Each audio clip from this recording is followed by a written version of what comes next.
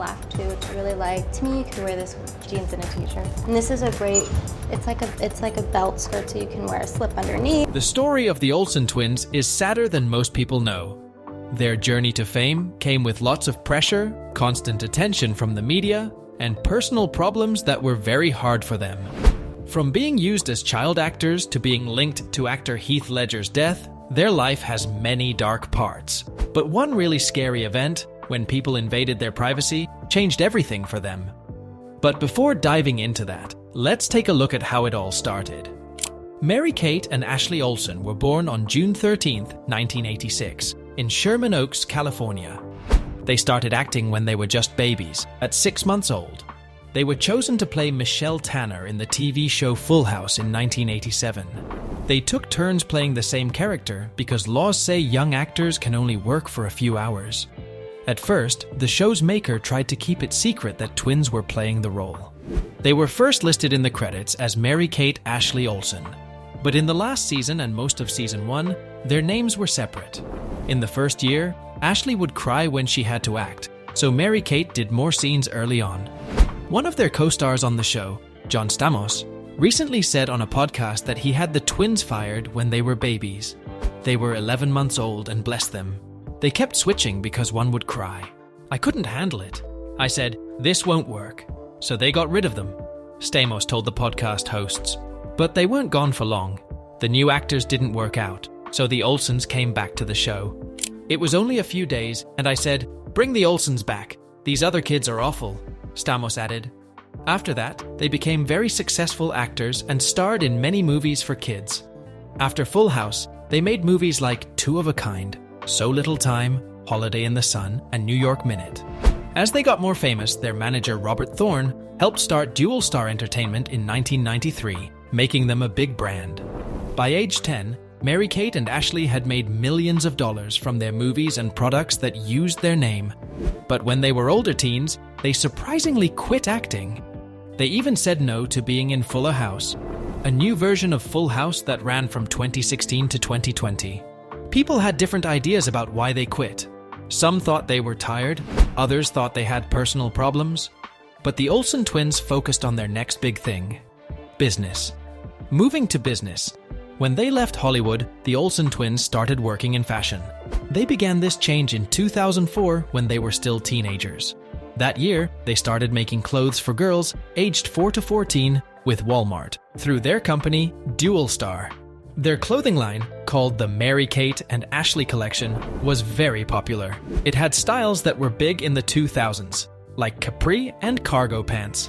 In 2006, the Olsen twins started The Row, which quickly became one of New York's most respected new fashion brands. The brand sells more than just clothes. It has sunglasses, bags, and shoes, all with a simple but fancy style. In a 2021 talk with ID magazine, Mary-Kate Olsen explained what they wanted The Row to be, saying they wanted it to be easy to wear and good for all body types. It had to be easy. It had to fit well on everyone. It had to have all the things we always put in our work. The cloth had to be fancy and perfect and last a long time, she said. By 2019, The Row was making between $100 and $200 million each year. Even though they were famous, the twins didn't want to be the face of their brand. We didn't want to be in front of it. We didn't even want people to know it was us. It was really about making good things, so much that we thought about finding someone else to be the face of it, Ashley told ID, with Mary-Kate saying they are private people. In 2019, Olivia Singer from British Vogue wrote about how the twins' clothing line stays very private. They try hard to stay out of the news. They never put ads in magazines. The Olsens rarely do interviews. And this season, they didn't even have a fashion show. Instead, they quietly showed their nice clothes in their New York office, Singer wrote. In 2007, the Olsen twins started another brand, Elizabeth and James, named after their brother and sister. Their sister Elizabeth is a successful actor and is most famous for playing Wanda Maximoff, Scarlet Witch, in Marvel movies. Their brother, who goes by his middle name Trent, works making movies and writes comic books. The company sold sunglasses, jewelry, and bags, and in 2019 started selling only at Kohl's stores. In 2009, they started another fashion brand called Olsen Boy for young teens. It was sold only at JCPenney, and was named after the Norwegian version of their last name, to honor their family history. In a 2019 talk with Vogue, the twins explained why they stopped acting and focused on fashion. "We've been there, we've done that. We started that way. But this is how we chose to live our lives, not being famous, having something that shows what it is by itself," Mary-Kate said. Jodie Sweetin, who played Stephanie Tanner on Full House, talked about why the Olsen twins quit acting on a podcast in 2022. "Nothing bad happened," Sweetin said. "They were just 8 years old when the show ended, so their whole life came after.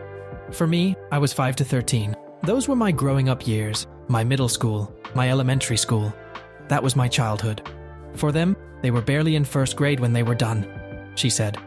Personal problems. Behind the scenes. While fans wonder about the Olsens' private lives, maybe the twins stay so hidden because they've been watched by the media their whole lives. From birth, Mary-Kate and Ashley were famous without having a choice. By age 7, they were millionaires, which came with its own problems. They never got to be normal kids, no matter what they said in interviews.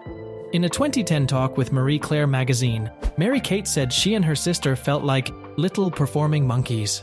She said, "When I look at old photos of me, I don't feel like that's me at all. I would never want any child to grow up like I did." Her words shocked fans, who now saw their happy childhood memories, mixed with sadness. When you look back at old interviews carefully, you start to see that the twins' seemingly perfect career wasn't always perfect. Their early interviews are very uncomfortable to watch.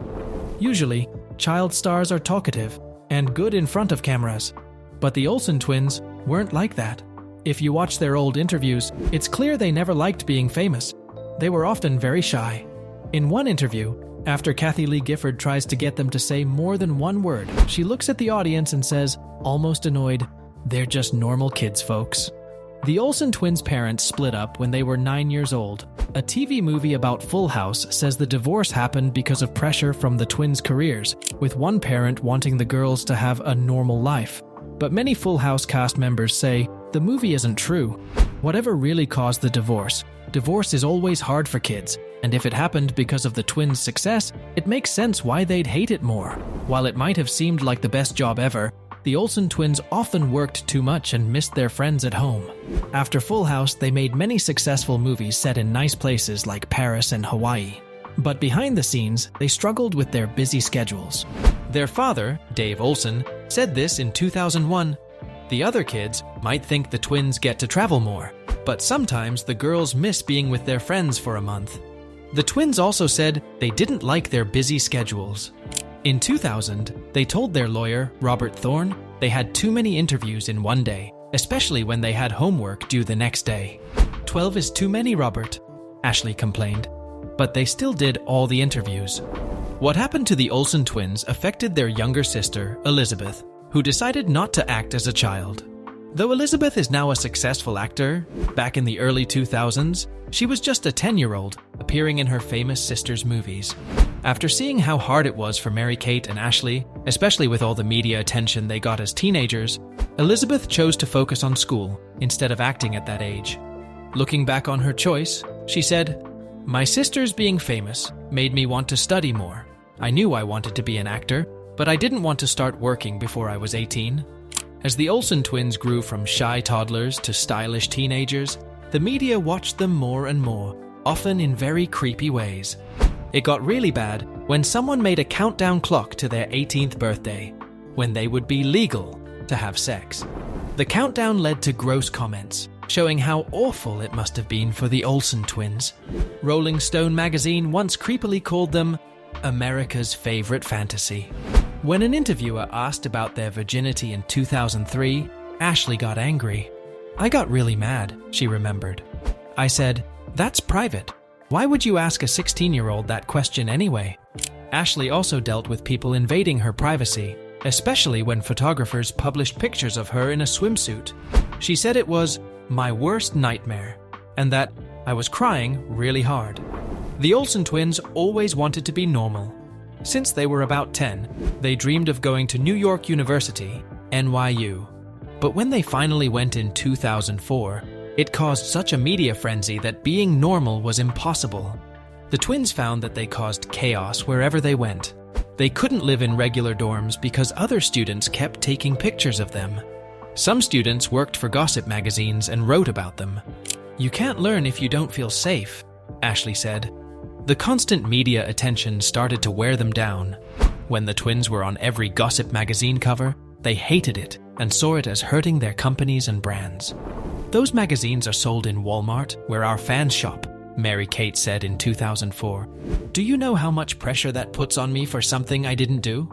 By 2008, the Olsen twins were clearly tired of the media. While they still sometimes do interviews to talk about their fashion brands, they live very privately now. Mary-Kate explained, why in a 2008 interview saying, "It's weird to be called famous or talk about it. It's not part of my life. It's how the media sees me."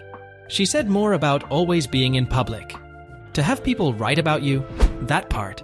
"I don't think anyone should have to live that way, with people trying to get into your life. You give and give and give. You talk and talk and talk, and at some point, you start keeping quiet, and then people get upset about that." Problems with identity and health. Over the years, the Olsen twins have slowly and carefully removed themselves from public life. In a rare interview with the Financial Times in 2023, Mary-Kate and Ashley explained why they stepped back from being public figures. Mary-Kate said it's because she's frustrated with how their story has often been told wrong by the media, and she doesn't like some of their nicknames. Mary-Kate said she's tired of being called the Olsen twins, or the twins, at age 37. "We're 37 years old. We've had very interesting lives. We work together. We're business partners. We're sisters," she said. She pointed out how silly it is to be called this way, especially as designers, and how few others are called the girls in their work. "That's why we're disappointed, and that's why we think our work should speak for itself." Looking back on their journey, Mary-Kate added, "At 18, we decided to go to school and see what the world had to offer, and we started a company together in 2006 and have been in business for almost 20 years. She knows it hasn't been easy. Everyone knows this business is very, very hard, and we started with just us two, one step at a time." They also chose not to use social media at all. When asked about this choice, Mary-Kate explained, "We had a talk about it. It was short and it worked out well. Ashley and I are not on Instagram." She joked, "That's the whole Instagram story." But media attention isn't the only problem the twins faced. Around when the countdown clock started, people thought Mary-Kate was using cocaine because she was very thin, and newspapers kept saying she partied too much. Even her family made fun of her on Saturday Night Live, yelling, "You're so skinny, eat a sandwich." Really, she had anorexia, an eating disorder, and didn't get help until her father and therapist stepped in. Mary-Kate's therapist and father put her in a treatment center in Sundance, Utah, right after high school and before she started college at New York University in 2004. Unlike many child stars, there wasn't one big event like drunk driving that caused it. Instead, things had been getting worse slowly for a long time. People magazine said Mary-Kate's family had first tried to make her eat after a small car crash about a year and a half earlier. They took away her Range Rover, saying she had to gain weight to get it back. Someone else said they even hired someone to watch her eat. When they made her get help, Mary-Kate was 17, so she had to do what her parents said because they were legally in charge of her. Though it was a hard choice, she kept getting treatment while going to classes at NYU. They got caught up in some scandals. The twins also had some controversies. One was Mary-Kate's sad connection to Heath Ledger's death. Mary-Kate has dated many people, including artist Nate Lohman, Max Rinkler, son of actor Henry Winkler, and her ex-husband Olivia Sarkozy. But one of the sadder rumored relationships was with actor Heath Ledger. People magazine said they had been casually dating for 3 months when Ledger died in 2008. Though they weren't exclusively dating, they reportedly hooked up and both liked smoking Marlboro Red cigarettes. They supposedly met in summer 2006 when Ledger was 27 and Olsen was 20. They had lunch with friends, and Ledger really liked Olsen during the meal. Mary-Kate made him laugh a lot, someone who was there told people. They all talked about movie scripts and told funny stories about directors and people in show business. Olsen and Ledger supposedly both loved going out at night in New York, which brought them together. They had a connection based on partying, and they liked the same things about partying, like where they wanted to go out in New York, what time they wanted to go out, someone told people. They just had the same style. After Heath Ledger died sadly in 2008, newspapers wrote more about his rumored relationship with Mary-Kate Olsen. This happened after the New York Times said that Diana Wolozin, the massage therapist who found Ledger not breathing in his Manhattan apartment, called Mary-Kate 3 times before calling 911 and once after. Finding her number in Ledger's quick dial list, Wolozin called Olsen, who was in California then. Olsen said she'd send private security guards to Ledger's apartment to handle it. When Wolozin thought Ledger might be dead, she called Mary-Kate again before calling 911, but they couldn't save him. One big question came up. Why did Wolozin call Olsen before 911? After his death, drug investigators thought 2 painkillers found in Ledger's body, oxycodone and hydrocodone, were gotten illegally. They suspected Mary-Kate right away, but she wouldn't talk to investigators, saying she'd already told them everything she knew and had nothing to do with the drugs that caused his overdose. She also wanted them to promise she wouldn't be charged with anything before she would talk to the drug investigators. Though her lawyer said that Olsen had nothing at all to do with the drugs found in Ledger's home or his body, didn't know where Ledger got them, and had told the government everything she knew about what happened when Ledger died, Mary-Kate's refusal to meet with federal investigators in person made people wonder if there was more to the story. Just before Ledger's funeral, she made a short statement through her spokesperson saying, "Heath was a friend. His death is very sad. I'm thinking about his family."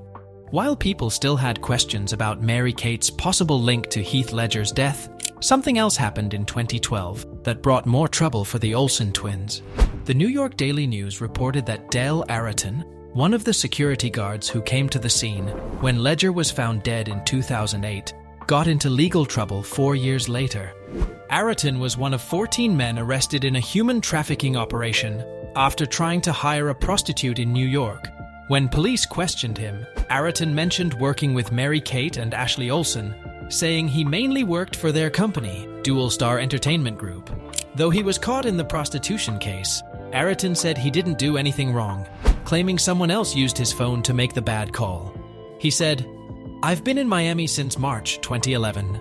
I sometimes let people use my phone, but that hasn't happened since November 2011. No one knows what happened with Ariton's case, as no more information came out. Neither Mary-Kate or Ashley Olsen, nor anyone speaking for them, has said anything about this, keeping quiet about the whole thing." Just a few years after being connected to a trafficking case, the Olsen twins faced another big legal problem. In 2015, they were sued in Manhattan Supreme Court for not paying 40 past and current interns. The main person suing, Shahista Lalani, who graduated from Parsons New School for Design, said that during her 2012 internship with the twins company, Dual Star Entertainment Group, she worked hard 50-hour weeks without pay or school credit. Lalani's jobs included entering data, running errands for employees, organizing things, copying papers, sewing, and cutting patterns. Though she worked very hard, she said she got no money for her work, which led to the lawsuit. Shahista Lalani also said the job was so hard she had to go to the hospital for dehydration. She talked about one time when she had to carry heavy coats in very hot weather. "It was like 100 degrees outside. I was sweating so much. I probably carried about 50 pounds of coats to row factories." Lalani also said that while she was an intern for Dual Star, she had to answer late-night emails and do boring tasks, like sorting lots of buttons by color. She said she did much of this work during quiet times, and often with bosses who were very demanding, which made work very stressful. "You work like a real employee, but you don't get paid. They're kind of mean to you." Other interns have cried. "I saw many young people crying while getting coffee and making copies," Lalani told Page 6. The lawsuit also said many other interns were in the same situation, doing work like paid employees but getting no money or school credit. The people suing said these interns should have gotten at least minimum wage, plus extra pay for overtime. Dual Star Entertainment Group first said the claims were wrong when the lawsuit started. But later, the company agreed to pay $140,000 to be split among 185 interns. In March 2020, the Olsen twins got into another legal fight, this time with David Schulte, Ashley's ex-boyfriend. Schulte had worked as a leader at the twins' fashion house, The Row, for 3 years before suing Dual Star Entertainment Group, the parent company of the fashion house. The details of the lawsuit were kept secret, so no one knows what it was about. Interestingly, Schulte had quit his job at the Row just months earlier, in October 2019, without saying why. Ashley and David Schulte had dated for 2 years before he became a leader at the Row, so their past relationship probably had nothing to do with him quitting or the legal fight that followed. Since neither side said anything publicly, people could only guess what happened, as no one knows how the case ended. The Olsen twins were in the news again in 2020 when Mary-Kate had a dramatic divorce from her French banker husband, Olivier Sarkozy. When Mary-Kate Olsen and Olivier Sarkozy started dating in 2012, they kept their relationship very private during their 8 years together. Fans knew little about them because they stayed away from gossip magazines and social media. The couple reportedly met at a party in 2012 and liked each other right away. According to Entertainment Tonight, Mary-Kate, who was 33 then, liked Olivier Sarkozy's outgoing personality and charm. Even though he was 17 years older than her, they had great chemistry and soon became a solid couple, though they stayed private. Their early dates included fancy late-night dinners at Nobu and horseback riding in the Hamptons, according to the source. They're both very driven, smart, and hardworking, so they really respected each other, the source added.